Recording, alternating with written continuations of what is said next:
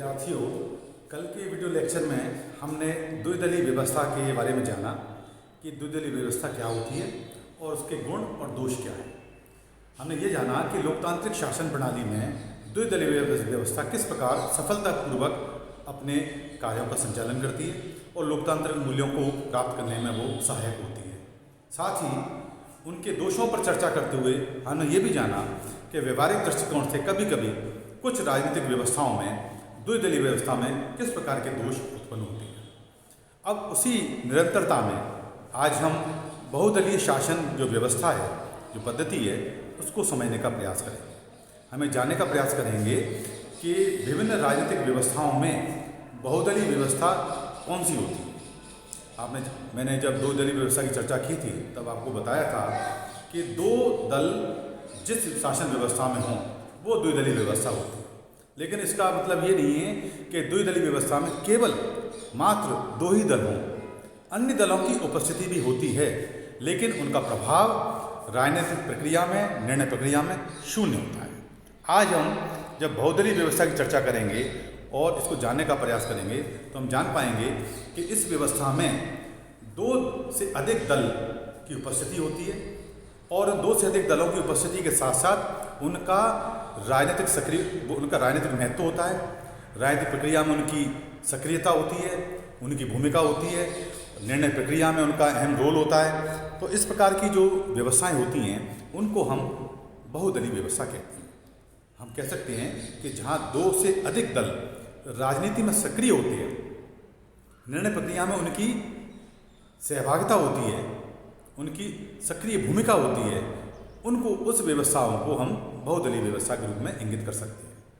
बहुदलीय प्रथा वाले देशों में प्राय किसी दल को बहुमत नहीं मिलता, ये स्पष्ट है, क्योंकि मतदाता भिन्न भिन्न दलों के प्रतिनिधियों को मतदान करते हैं और अंततः जब विधानमंडल में ये लोग पहुँचते हैं तो किसी एक दल को आवश्यक नहीं है कि पूर्ण बहुमत प्राप्त हो जाए। अतः कोई एक दल सरकार नहीं बना सकता। यूरोप के अधिकांश राज्यों में तथा अफ्रीका और एशिया के नवोदित स्वतंत्र हुए देशों में प्राय बहुदलीय पद्धति पाई जाती है। बहुदलीय पद्धति का एक अद्भुत उदाहरण हमें फ्रांस में मिलता है। वीमर संविधान में बहुत से दल थे, परंतु प्रत्येक दल के विरोध में शेष समस्त दल संगठित होकर एक संयुक्त दल के रूप में कार्य करते थे। भारत में भी बहुदलीय पद्धति क्रियाशील रही है। भारत में इतने अधिक दल हैं कि उनकी संख्या भी कई बार निश्चित करना दुष्कर होता है। प्रथम आम चुनाव के बाद लोकसभा में 23 दलों के प्रतिनिधि पहुंचे थे। भारत में कई दलों के रहते हुए भी केंद्र में मार्च 1977 तक एक ही दल का बहुमत रहा।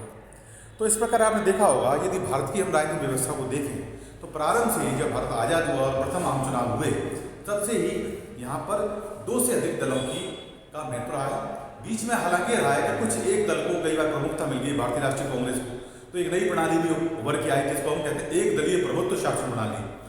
मतलब है तो बहुदलीय व्यवस्था, लेकिन उस बहुदलीय व्यवस्था में एक दलीय प्रभुत्व मतलब वन पार्टी डोमिनेंट सिस्टम, ये भारतीय राष्ट्रीय कांग्रेस में उसका अनुभव हुआ था, लेकिन ये वो थोड़े समय के लिए हुआ। बहुदलीय प्रणाली का आशय यही है कि जहाँ दो से अधिक दल होते हैं, दो से अधिक दलों को मतदाता मत देते हैं, उनकी उपस्थिति विधानमंडल में होती है और राजनीतिक प्रक्रिया या निर्णय प्रक्रिया या सरकार के निर्माण में उनकी अहम भूमिका होती है। तो इस प्रकार हम कह सकते हैं कि बहुदलीय प्रणाली एक प्रकार के इसके कुछ गुण भी होते हैं, कुछ दोष भी होते हैं। अब हम ये जानने का प्रयास करेंगे कि बहुदलीय प्रणाली के गुण क्या हैं, इनके लाभ क्या हैं। तो सबसे पहला लाभ हम कह सकते हैं कि इस प्रकार की व्यवस्था में, दलीय व्यवस्था में अर्थात बहुदलीय व्यवस्था में शासन जो वर्ग है या शासक है वो निरंकुश नहीं कर सकता, वो अपनी मनमानी नहीं कर सकता। क्यों नहीं कर सकता है? क्योंकि बहुदलीय व्यवस्था में साझा मंत्रिमंडल का निर्माण होने के कारण एक किसी पर्टिकुलर पार्टी को, राजनीतिक दल को एकाधिकार करने का अवसर नहीं मिलता। क्योंकि जब विधानमंडल में अनेक दलों के प्रतिनिधि पहुंचते हैं और किसी एक दल को स्पष्ट बहुमत नहीं मिलता है तो कुछ दल मिलकर के एक गठबंधनी सरकार बनाते हैं और उनके आधार पर वो मंत्रिमंडल का गठन होता है। इसीलिए इस प्रकार की जो सरकार होती है, जो मंत्रिमंडल होता है, वो निरंकुश नहीं हो सकता। उसे सभी दलों के प्रतिनिधियों की जो शासन में सहभागिता कर रहे हैं उनकी बातों को भी ध्यान देना पड़ता है, संज्ञान में लेना पड़ता है। इसलिए इस प्रकार का जो शासन है वो निरंकुश नहीं हो सकता, ये एक प्रकार का गुण का कार्य करता है। शासन कार्य हमेशा आदान प्रदान और समझौते की भावना से चलता है। साझा अथवा मिलीजुली सरकारें, गठबंधन सरकारें, कॉलेजियल गवर्नमेंट कभी भी निरंकुश नहीं हो सकती। तो एक सबसे बड़ा लाभ मल्टी पार्टी सिस्टम का, बहुदलीय व्यवस्था का ये है। दूसरा लाभ है कि मतदाताओं को चयन करने में, प्रतिनिधियों को चयन करने में अधिक विकल्प उपलब्ध होते हैं। यदि हम द्विदलीय व्यवस्था में देखें तो वहाँ 2 दल हैं, 2 दलों के प्रतिनिधि सामने होते हैं, किसी एक को मत देना उनको। लेकिन बहुदलीय शासन व्यवस्था में मतदाताओं के सामने समस्त दलों के प्रतिनिधि सामने होते हैं और ये उनकी चॉइस होती है, जिसको वो उपयुक्त समझते हैं, जिसको वो योग्य समझते हैं, उसको वो मत देते हैं। तो मतदाताओं को मतदान के दौरान चयन करने के अधिक विकल्प उत्पन्न होते हैं। जहाँ बहुत से दल होते हैं वहाँ मतदाताओं को चयन की अधिक स्वतंत्रता होती है, जो द्विदलीय व्यवस्था में तुलनात्मक बहुत कम होती है। इस प्रकार आप समझ गए होंगे, जब मतदाताओं को विकल्प की अधिक संभावना होती है तो ये प्रजातांत्रिक मूल्यों को स्थापित करने में अधिक से अधिक वर्गों के हितों के संरक्षण के लिए लाभकारी होती है। वहीं एक तीसरा एक लाभ और है, गुण है, वो है संसदीय शक्ति का इसमें गिरावट नहीं आ पाती, ह्रास नहीं होता है। विधायिका की शक्तियों का वास्तविक निखार यदि हमें देखना है तो बहुदलीय व्यवस्था में ही देखने को मिलता है, क्योंकि मिलीजुली सरकार आसानी से विधायिका को भंग कराने की धमकी नहीं दे सकती। जहाँ द्विदलीय व्यवस्था होती है, जहाँ एक दल को बहुमत होता है, वो अपनी मनमानी करता है। जैसा कि मैंने पूर्व के द्विदलीय व्यवस्था वाले वीडियो लेक्चर में बताया था आपको कि द्विदलीय व्यवस्था में शासक वर्ग अपनी मनमानी नीतियों को लागू करवा लेता है और यदि विधानमंडल उसके विरुद्ध मत देता है तो वो विधानमंडल को भंग करवाने की धमकी दे सकती है। लेकिन वो चीज़ बहुदलीय व्यवस्था में देखने को नहीं मिलती, क्योंकि मिलीजुली सरकार आसानी से विधायिका को भंग कराने की बात नहीं कर सकती। मिलीजुली सरकार का अस्तित्व विधायिका की सद्भावना पर ही निर्भर होता है। एक लाभ और है, गुण है, वो है राष्ट्र 2 विरोधी गुटों में नहीं बढ़ता। जहाँ द्विदलीय व्यवस्था में विचारधारा के आधार पर, कार्य पद्धति के आधार पर पूरा देश 2 गुटों में बढ़ जाता है, लेकिन बहुदलीय व्यवस्था में राष्ट्र 2 विरोधी गुटों में नहीं बढ़ता। इस दल पद्धति वाले देश 2 विरोधी गुट में बंटने से बच जाते हैं। दलीय अनुशासन की भावना कठोर न होने के कारण बहुदलीय पद्धति वाले देशों में दलबंदी की भावना को बढ़ा चढ़ाकर प्रदर्शित नहीं किया जाता। एक लाभ और है, सभी हितों एवं विचारधाराओं का प्रतिनिधित्व। इस बहुदलीय व्यवस्था का लाभ ये है कि इसमें भिन्न भिन्न दल के प्रतिनिधि जब चुनाव में खड़े होते हैं तो वो समाज के भिन्न भिन्न वर्गों के जो हित हैं उनका प्रतिनिधित्व करते हैं, और जब वो जीत करके चुनाव जीत के विधानमंडल में पहुंचते हैं तो इन समस्त हितों का वो प्रतिनिधित्व विधानमंडल में करते हैं। तो सभी हितों और विचारधाराओं का प्रतिनिधित्व विधानमंडल में होता है, जिसके आधार पर इनका संरक्षण की संभावनाएं अधिक होती हैं। बहुदलीय पद्धति वाले देशों की विधायिका और कार्यपालिका किसी एक या 2 दलों की प्रधानता नहीं रहती, बल्कि सभी दल समकक्ष होते हैं। विधायिका और कार्यपालिका में कई दलों को प्रतिनिधित्व प्राप्त होता है। इस भांति विभिन्न वर्गों और हितों को शासन में पूर्ण प्रतिनिधित्व मिल जाता है। तो ये एक बहुत बड़ा गुण और लाभ है। अब हम इसके दोष जानने का प्रयास करेंगे, क्योंकि बहुदलीय प्रणाली में कई दोष भी हैं जो हम देखने को हमें मिलते हैं। भारत की यदि दलीय व्यवस्था को देखें और इन बिंदुओं को हम सामने रखें तो आपको ये प्रमाणित होगा। सबसे पहला दोष है शासन में अस्थिरता, इनस्टेबिलिटी ऑफ द गवर्नमेंट। बहुदलीय व्यवस्था में से कई दलों की मिलीजुली सरकारों का निर्माण होता है। कॉलेजियल गवर्नमेंट, गठबंधन सरकार का कंसेप्ट आप देखते हो भारत में देखने को मिल रहा है। कई दलों की मिलीजुली सरकारें खिचड़ी या भानुमति के कुनबे के समान होती हैं। मिलीजुली सरकारें कई दलों से मिलकर बनती हैं, अतः उनके विचार में साम्य और समन्वय स्थापित करना कठिन हो जाता है।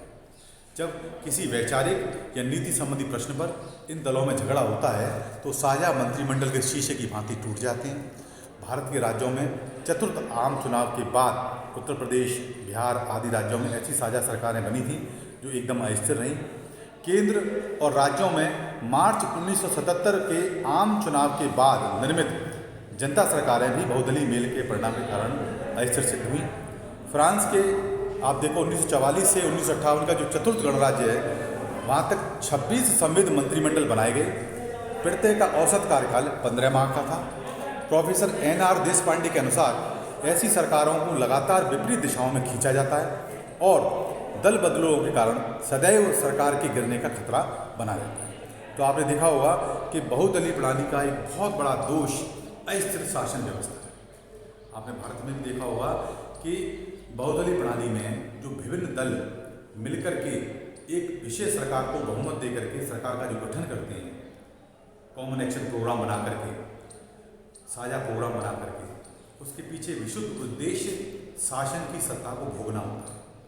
क्योंकि इन विभिन्न दलों में किसी प्रकार की वैचारिक एकता नहीं होती। हर दल की अपनी विचारधारा होती है, अपनी सोच होती है, उसका अपना एक्शन होता है। लेकिन सत्ता प्राप्ति के लालच में कह सकते हैं हम ये गठबंधन करते हैं और सरकार का निर्माण करते हैं। हालांकि इसके लाभ भी, क्योंकि विभिन्न वर्गों का हितों का प्रतिनिधित्व होता है, लेकिन इसके दोष भी कई बार प्रदर्शित होने देखने को मिलते हैं। एक और दोष है उत्तरदायित्व का अभाव। मिलीजुली बहुदलीय सरकारों में उत्तरदायित्व को निश्चित करना कठिन होता है। प्रशासन की सफलता का श्रेय केवल प्रत्येक दल हासिल करना चाहता है, किंतु असफलता दूसरों के ऊपर डालने में लगा देता है।